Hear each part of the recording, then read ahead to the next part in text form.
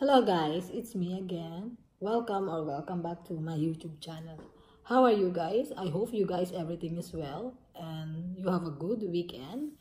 Today is Monday, right? So anyway, yung pag-uusapan natin ngayon yung sa Nu Skin na ito siya yung Nu Skin. Guys, kasi yung toothpaste, nung bumili ako ng toothpaste, I think last week, di ba yung nakalagay dito sa 24 hours na magpuputi yung ngipin nyo.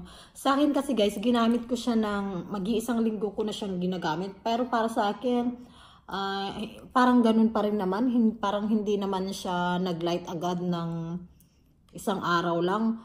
Mauubos na tong isa pero wala namang pagbabago yung ngipin ko. Ganun pa rin naman siya. Siguro depende sa ngipin ng tao kasi yung ngipin ko hindi naman talaga siya yung madilaw yung ngipin ko. Ayoko naman magsinungaling na sabihin ko, oo maputi siya na hindi naman siya talagang pumuti, di ba? Ginamit ko na siya ng 1 week. Oh, 1 week kasi binili ko siya last week nga eh. So 1 week ko na siyang ginamit. Wala naman nagbago. Siguro hindi talaga, siguro hiyangan lang siya sa tao na talagang puputi yung ngipin nyo na sinasabi nga nila. Pero sa tingin ko, siguro kung ipapagpatuloy siya na gagamitin, baka talagang puputi yung ngipin nyo. Kasi yung sa akin, hindi naman talaga siya yellowish yung ngipin ko eh. Tapos naka-brace pa ako, kaya siguro hindi ko nakikita yung pagbabago nung ginamit ko siya.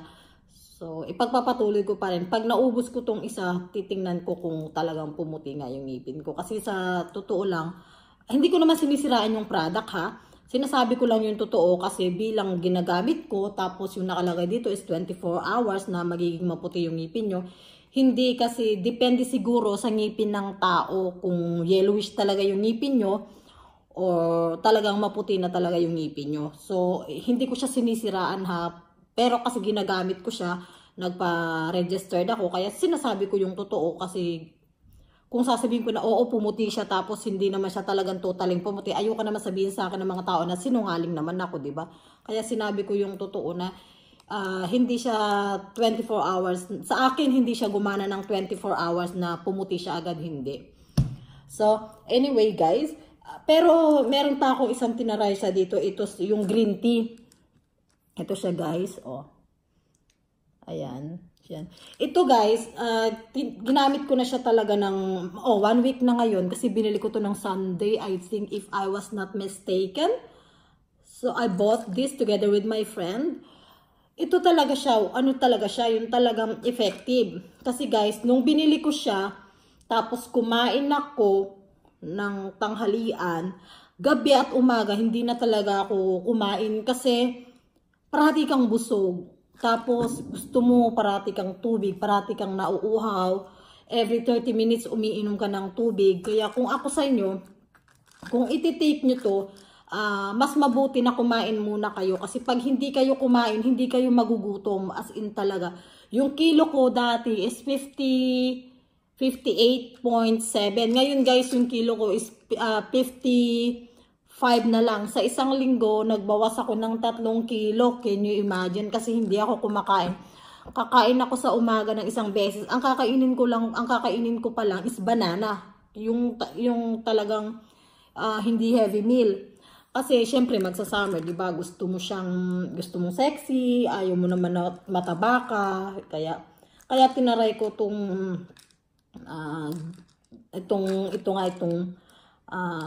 green tea na to. Oh, talagang maganda siya sa totoo lang kasi nung una tinaray ko, hindi naman ako nakaramdam ng hilo o hindi naman ako yung parang nanginginig, wala akong naramdaman. Basta normal lang siya, iti-take mo lang siya. Dapat kumain ka muna bago mo siya i-take. Kasi pag tinake mo siya guys nang wala kang kinain, as in hindi talaga kayo magugutom. Wala kayong mararamdamang gutom. Parati lang kayong tubig. Kasi sa umaga, mahilig ako mag-coffee. So, pag nagising ako sa umaga, magko-coffee ako niyan. Tapos, sa bandang mga alauna, magko-coffee na naman ako. Tapos, mga hapon. Sa isang araw siguro na nagko-coffee ako mga 3 o 4 na beses sa isang araw. Pero simula nung nag-take ako nito guys, oh my God, seriously. ayoko ng soft drinks, hindi ako mahilig sa soft drinks, hindi ako mahilig yun sa mga juice. Hindi rin ako kumakain ng heavy meal ngayon. Basta pagising ko sa umaga, kakain ako ng isang banana, tapos ititake ko siya. Hindi na ako magugutom. Pero sa isang araw, siguro nakaka-12 na na glass of water. Kaya yun, maganda siya. Tapos parati kang pumupunta ng CR. Pag kumain kayo guys, kunyari kumain kayo ng heavy meal, tapos itinake mo siya, mga 10 to 20 minutes talagang pupunta na kayo ng CR kasi tinatawag na kayo ng kalikasan. Kaya kailangan, pag tinake nyo siya nito, dapat may laman yung tiyan nyo, hindi siya empty. Kasi ang nakalagay naman dito, ititake mo siya ng may laman yung tiyan o kumain muna kayo. Kasi pag hindi kayo kumain, as in totaling hindi talaga kayo magugutom guys. Kaya kung sino yung gustong magpapayat, ito talaga as in super effective siya. Kasi 1 week ko pa lang siyang tinatry. Nakita ko na yung pagbabago. Kasi yung dito ko dati wala man ako. Ayan ngayon nakikita ko na siya. Tapos yung mukha ko parang gumanon siya ng konti. Tapos sabi ng asawa ko kanina, pumayat daw ako. So, alam ko na talagang effective siya. Kaya sa susunod, bibili pa ako. Pag nakuha ko na yung tamang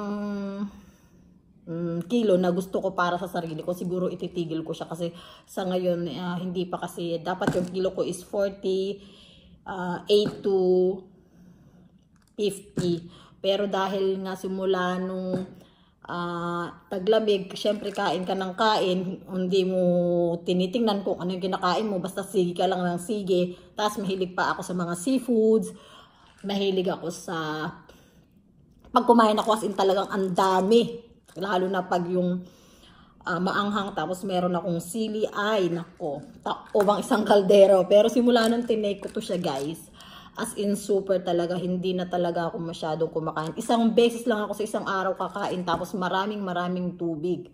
Kaya yan guys, yun lang yung mapapayo ko sa inyo. Kung gusto nyo mag-take nito, kailangan may laman yung tiyan nyo. Kasi pag walang laman yung tiyan nyo guys, hindi talaga kayo magugutom. Tapos hindi na kayo magko-coffee, magbabawas kayo ng sugar. Kasi diba yung sugar, yun naman talaga yung nakakataba minsan kahit hindi ka masyadong kumakain, pero kain ka naman ng chocolates, kain ka ng kung ano-ano, hindi ka nga masyadong kumakain ng kanin, pero hindi mo naman makontrol yung sarili mo dahil kain ka ng kain. Kaya, yun, tinaray ko siya, pero worth it naman. Pero ito guys, talagang hindi talaga, ewan ko, sa akin kasi, hindi talaga siya walang pagbabago sa ngipin ko. Ganun pa rin, hindi naman yellowish yung ngipin ko. Ganun pa rin siya. Siguro, depende talaga sa texture ng ngipin ng tao. Tama ba yung sinabi ko? Texture? Ano ba yun? Tama ba yun? Basta yun na yun. Alam nyo na yun kung yun na yun. So, kung siguro sa iba guys, effective. Sa akin kasi hindi eh.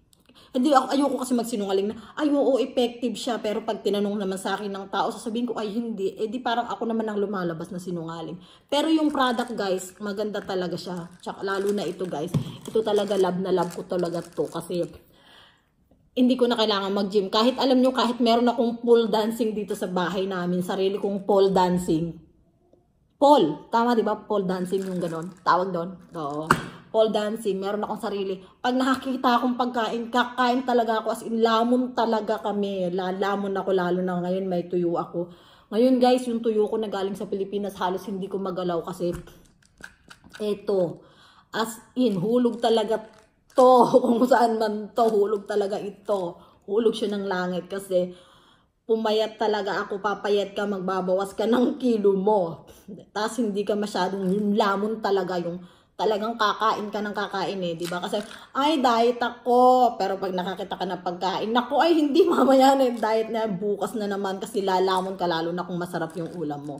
So, guys, ayun na nga, that's it for today. I hope you guys like my video. Tapos, kung nagustuhan nyo, you can guys subscribe or you can follow me on my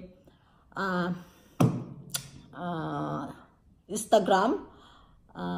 My Wings My Gravity 13. Yun yung ginagamit ko na username sa Instagram ko. Kasi minsan nalilito ako eh pag yung isa lang yung ano ko, tapos pare-pareho yung password. Minsan nakakalimutan ko yung iba. Kaya ang ginagawa ko, pinag-iiba-iba ko na lang siya.